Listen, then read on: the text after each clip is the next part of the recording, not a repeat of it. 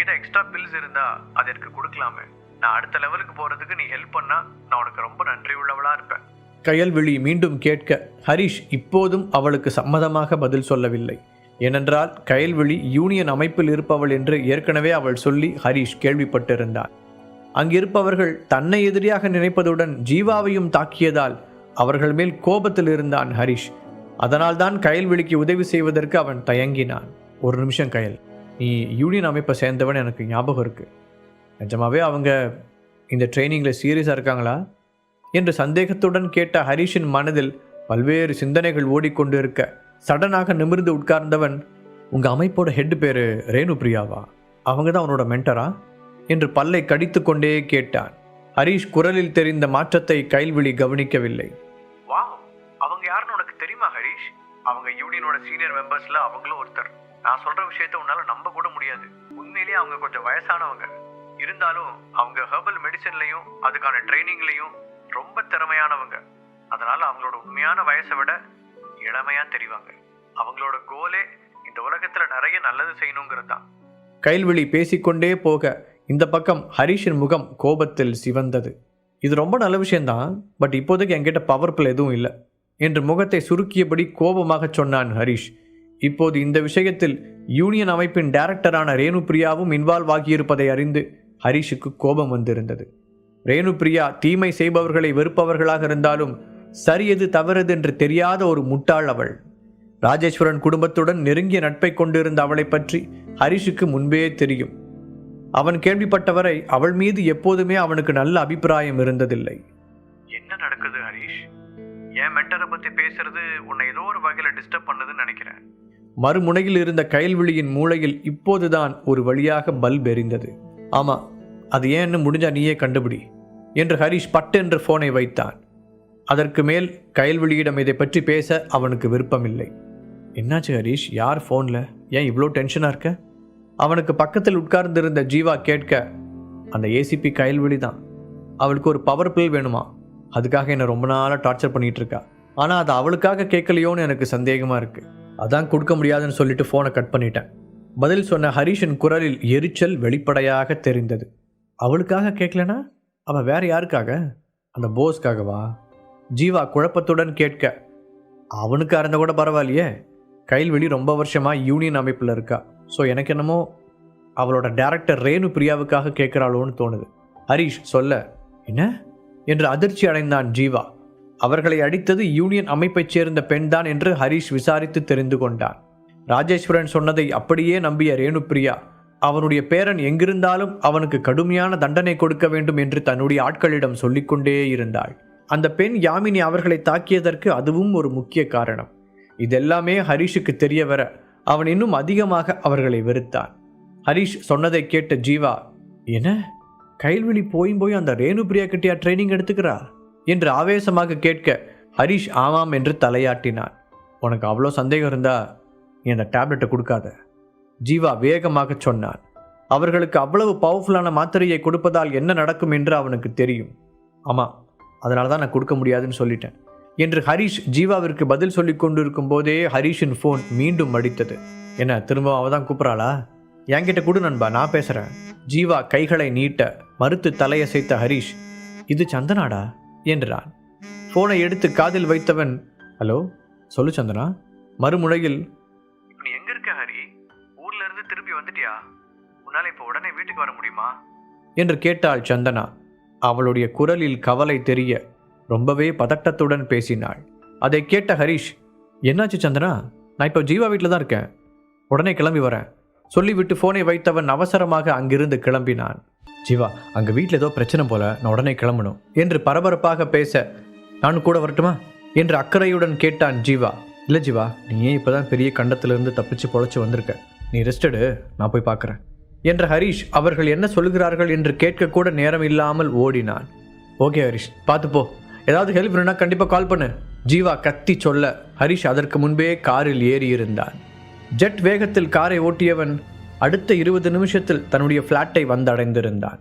வாசலை பார்த்தபடி உட்கார்ந்திருந்த சந்தனா அவன் உள்ளே வந்த உடனேயே ஹரி என்று கதறியபடியே ஓடி வந்து அணைத்தாள்.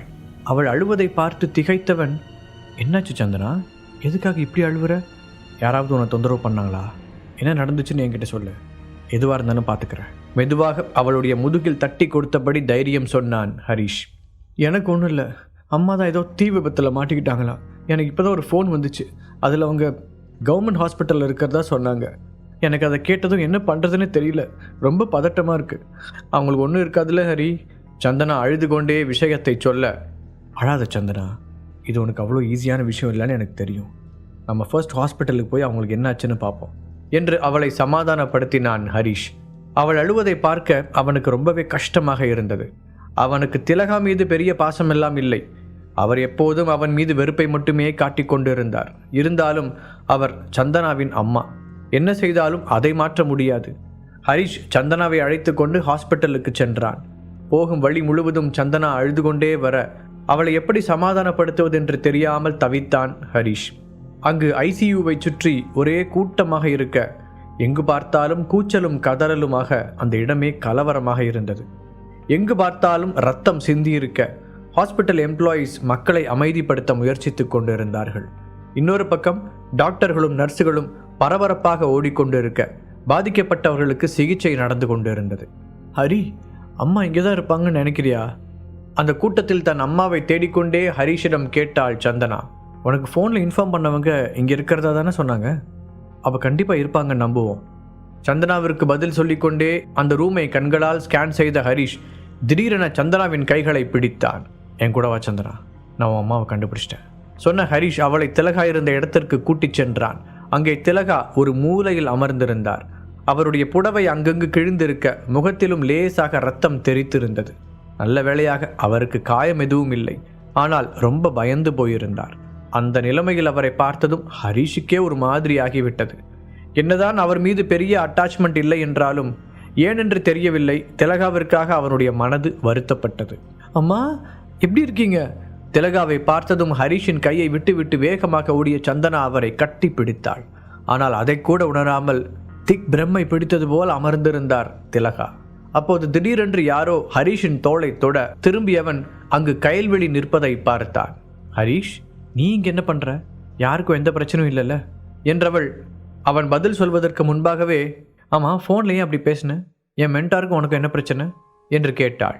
அதை பற்றி இங்கே பேச வேண்டாம், அப்படி உனக்கு அவசரமாக தெரியணும்னா நீ போய் அவங்ககிட்டே கேளு. எரிச்சலுடன் பேசிய ஹரிஷை ஆச்சரியத்துடன் பார்த்தாள் கயல்விழி. அவளுடைய மென்டார் மீது ஹரிஷன் இவ்வளவு வெறுப்பை காட்டுகிறான் என்று தெரிந்து கொள்ள அவளது இதயம் பரபரத்தது. அப்படி என்னதான் நடந்ததுன்னு சொல்ல ஹரிஷ். கயல்விழி பொறுமை இழந்து கேட்க, அதற்குள் தன்னை கண்ட்ரோல் செய்து கொண்ட ஹரிஷ் அவளை அமைதியாக பார்த்தவன், அதை பற்றி பேச வேணாம் கயல், சொல்லப்போனால் உனக்கும் அதுக்கும் எந்த சம்மந்தமும் இல்லை, நான் தான் தேவையில்லாமல் உன் மேலே கோவத்தை காட்டிட்டேன் என்றான். பழி ஓரிடம் பாவம் ஓரிடம் என்பது போல அவளுடைய மென்டார் செய்யும் தவறுக்கு அவளை குற்றம் சாட்டுவது சரியில்லை என்பதை உணர்ந்தவன் அதற்கு மேல் அவளிடம் கோபமாக பேசவில்லை. அவன் சொன்னதை கேட்டு கயல்விழி அமைதியாகிவிட அந்த இடத்தை பார்வையால் சுற்றி வந்த ஹரிஷ், இந்த ஃபயர் ஆக்சிடென்ட் பற்றி ஏதாவது சொல்ல முடியுமா என்று அவளிடம் கேட்டார். கேஸ் இன்னும் விசாரணையில் இருக்குது ஹரிஷ், ஸோ அதை பற்றி பேசுகிறதுக்கு எனக்கு அனுமதி இல்லை. பட் ஒரே ஒரு விஷயத்தை மட்டும் என்னால் சொல்ல முடியும், நாங்கள் குற்றவாளியை கைது பண்ணிட்டோம். இதை பற்றி சொல்லும்போது கயல்விழியின் குரலில் அவளுடைய பதவிக்கான கம்பீரம் வந்திருந்தது. அவளுடைய தோரணையிலும் அந்த மிடுக்கு வந்திருக்க, அவ்வளவு நேரம் ஹரிஷின் ஃப்ரெண்டாக இருந்தவள் இப்போது முழு ஏசிபியாக மாறி நின்றாள். இது அவ்வளோ ஈஸியாக முடிகிற பிரச்சனையாக எனக்கு தெரியல, உனக்கு என்ன தோணுது? சடனாக கேட்ட ஹரிஷ் அவள் என்ன நினைக்கிறாள் என்பதை கண்டுபிடிப்பது போல கயல்விழியின் கண்களை ஆழமாக பார்த்தான். நான் இப்போதைக்கு அதை பற்றி பேசாமல் இருக்கணும்னு நினைக்கிறேன். இந்த சுச்சுவேஷனில் நாங்கள் பாதிக்கப்பட்டவங்க மேலே தான் எங்கள் கவனத்தை வச்சுருக்கோம். அநேகமாக இந்த கேஸ் இன்னும் வார கணக்கில் எடுக்கும்னு நினைக்கிறேன் பதில் சொன்ன கயல்விழி அவளுடைய கடமையை பார்க்க போனாள். இன்னும் அதிர்ச்சியில் இருந்த திலகா அப்போதுதான் சுயநினைவு வந்தவரைப் போல சந்தனாவை பார்த்தார். சந்தனா, நாம் முடிஞ்சிட்டோம், நம்ம மொத்த குடும்பமும் அவ்வளோதான், இனி ஒன்றும் மிச்சம் இல்லை, போச்சு, எல்லாம் போச்சு என்று அவர் ஏதேதோ உளர சந்தனா குழப்பத்துடன் அவரை பார்த்தாள். திலகாவின் குரல் உடைந்து அழுவது போல் இருக்க அவரால் சரியாக பேசக்கூட முடியவில்லை. என்ன விஷயமா? நீங்கள் சொல்கிறத கேட்டால் எனக்கு பயமாக இருக்குது, என்னன்னு உண்மையை சொல்லுங்க என்று சந்தனா கவலையுடன் கேட்டாள். நான் என் ஃப்ரெண்ட்ஸ் சில பேர் சொன்னதை கேட்டு அதிக வட்டிக்கு ஆசைப்பட்டு பிபிங்கிற ஒரு ஃபைனான்ஸ் கம்பெனியில் மொத்த பணத்தையும் போட்டேன். அவன் எங்கள் எல்லாரையும் ஏமாற்றிட்டு மொத்த பணத்தையும் எடுத்துகிட்டு ஓடிட்டான். அதை பற்றி கேள்விப்பட்டு விசாரிக்க போனப்போ தான் அவங்க கம்பெனியில் இந்த ஃபயர் ஆக்சிடென்ட் நடந்துருச்சு. திலகா திக்கி திணறி நடந்ததை கூற அவர் சொல்ல வருவதை ஹரிஷும் சந்தனாவும் ஓரளவிற்கு புரிந்து கொண்டார்கள். ஆனால் உன்கிட்ட எதுமா அவ்வளோ பணம்? சந்தேகத்துடன் கேட்டாள் சந்தனா. ஏனென்றால் அவள் அம்மாவின் வீட்டு செலவிற்கே அவள்தான் பணம் கொடுக்கிறாள். பிறகு எப்படி அவருக்கு இவ்வளவு பணம் கிடைத்திருக்கும் என்று சந்தனாவிற்கு விளங்கவில்லை. அது உன்கிட்ட கொடுக்கறதா சொல்லி தர்ஷினி கிட்ட அந்த வில்லாவோட டாக்குமெண்ட்ஸை வாங்கி அதை அடமானமாக வச்சு பணம் வாங்கிட்டேன். திலகா ஒரு வழியாக உண்மையை கூற சந்தனா அதிர்ச்சியுடன் அவரை பார்த்தாள். அவள் அவ்வளவு எடுத்து சொல்லியும் அவள் அம்மா திரும்பவும் இந்த மாதிரி ஒரு விஷயத்திற்கு போயிருப்பதை நினைத்து அவளுக்கு கோபமாக வந்தது. இப்போ நான் என்ன செய்யட்டும் சந்தனா? எப்படியாவது சீக்கிரமாக பணம் சம்பாதிக்கலான்னு ஆசைப்பட்டேன். கடைசியில் இப்படி ஆகும்னு நினைக்கல. திலகா மீண்டும் அழ ஆரம்பிக்க அவர் இருந்த சூழ்நிலையில் திட்டக்கூட முடியாமல் பல்லை கடித்தாள் அவள். அப்போது அங்கே வந்த ஹரிஷ், சந்தனா, அத்தை டாக்டர்கிட்ட ஒரு தடவை காட்டிட்டு எந்த பிரச்சனையும் இல்லைன்னு சொன்னாங்கன்னா நம்ம வீட்டுக்கு கூட்டிகிட்டு போயிடலாம். இங்கே இருக்கிற சுச்சுவேஷனை பார்த்தா அவங்க இன்னும் ரொம்ப டிஸ்டர்ப் ஆவாங்க என்று சொல்ல அவனை பார்த்ததும் திலகா உணர்ச்சி வசப்பட்டார். இது எல்லாத்துக்கும் ஒரு வகையில் காரணமே நீதான். நீ இப்படி எதுக்கும் உதவாதவனா இல்லாமல் இருந்திருந்தா நான் இந்த மாதிரி சீக்கிரமாக பணம் சம்பாதிக்க ஆசைப்பட்டு இப்படி போய் மாட்டியிருக்க மாட்டேன். தன்னுடைய குற்ற உணர்ச்சியை மறைக்க நினைத்த திலகா ஹரிஷை பார்த்து பழியை அவன் மீது போட்டு வாய்க்கு வந்தபடியெல்லாம் திட்ட ஆரம்பித்தார். அம்மா, என்ன பண்ணிட்டு இருக்கீங்க? இதுக்கும் ஹரிஷ்க்கும் என்ன சம்பந்தம்? நீங்கள் எதுக்காக இப்படி பேசிட்டு இருக்கீங்க?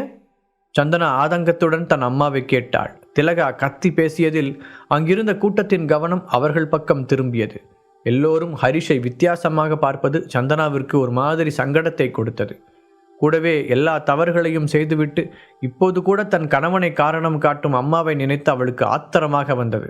அம்மா, நீங்கள் வாங்க, முதல்ல டாக்டர்கிட்ட போகலாம் சொன்னபடி அவருடைய கைகளை பிடித்து இழுக்க முயற்சித்தாள். இல்லை சந்தனா, எல்லாம் இவனால தான் என்று திலகா மறுபடியும் ஹரிஷை பற்றி ஏதோ குறை சொல்ல ஆரம்பிக்க அவரை முறைத்த சந்தனா, அம்மா, நீங்கள் இப்படி ஒரு சுச்சுவேஷனில் இருக்கீங்கன்னு தான் நான் அமைதியாக இருக்கேன். இன்னொரு வார்த்தை ஹரிஷை பற்றி ஏதாவது பேசுனீங்கன்னா அப்புறம் அம்மான்னு கூட பார்க்க மாட்டேன் என்று தன் பொறுமையை இழந்து கூறினாள்.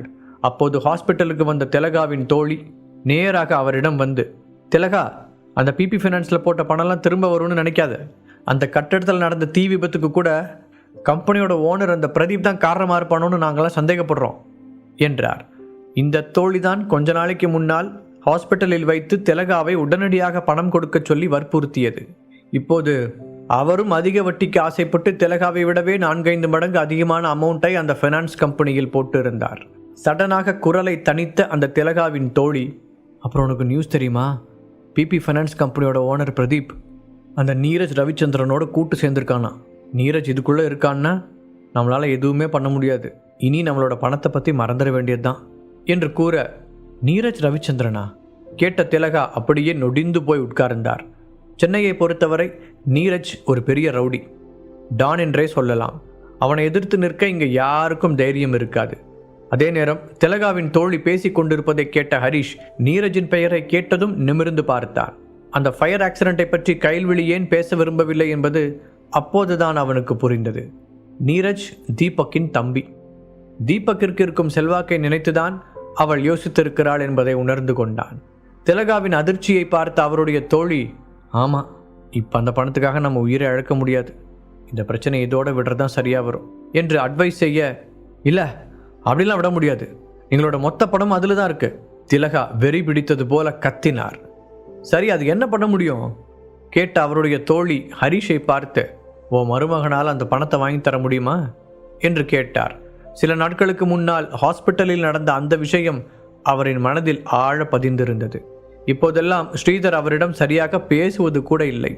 அதனால் ஒருவேளை ஹரிஷால் முடியுமோ என்று அவர் யோசித்தார். ஆனால் இப்போதும் ஹரிஷை நம்பாத திலகா, இவனை பற்றியே இந்த நேரத்தில் பேசுகிற, நான் ஏஜே ஃபேமிலியை சேர்ந்தவங்கிறத மறந்துட்டியா? எனக்கு சில பெரிய ஆளுங்களை தெரியும், அவங்கள யாரையாவது ஹெல்ப்பு கூப்பிட்றேன் என்று சொன்னபடி அவளுடைய ஃபோனை எடுத்து சிலருக்கு கால் செய்ய பெரும்பாலானவர்கள் அவளுடைய ஃபோனை எடுக்கவில்லை. எடுத்த ஒரு சிலரும் ஏதாவது சாக்கு போக்கு சொல்லிவிட்டு ஃபோனை கட் செய்து விட்டார்கள். கடைசி வாய்ப்பாக ஏஜே ஃபேமிலியின் நீண்டகால நண்பரான ஒரு பெரிய பிஸ்னஸ்மேனுக்கு கால் செய்தாள் திலகா. திலகாவிற்கு அண்ணன் முறையாகும் அவரிடம் நடந்ததை கூற, உனக்கு என்ன பைத்தியமாக பிடிச்சிருக்கு திலகா? நீரஜ் யாரோட தம்பின்னு தெரியும்ல, அவங்க அண்ணன் தம்பி 2 பேரும் சேர்ந்தா அவங்க முன்னாடி நாம் நிற்க கூட முடியாது. அது மட்டும் இல்லை, இப்போ தீபக்கு பின்னாடி இன்னொரு பெரிய கையும் இருக்கிறதா கேள்விப்பட்டேன். முழு கதையையும் கேட்டு மகிழ பாக்கெட் FM ஆப்பை டவுன்லோட் செய்யுங்கள். லிங்க் டிஸ்கிரிப்ஷனில் கொடுக்கப்பட்டுள்ளது.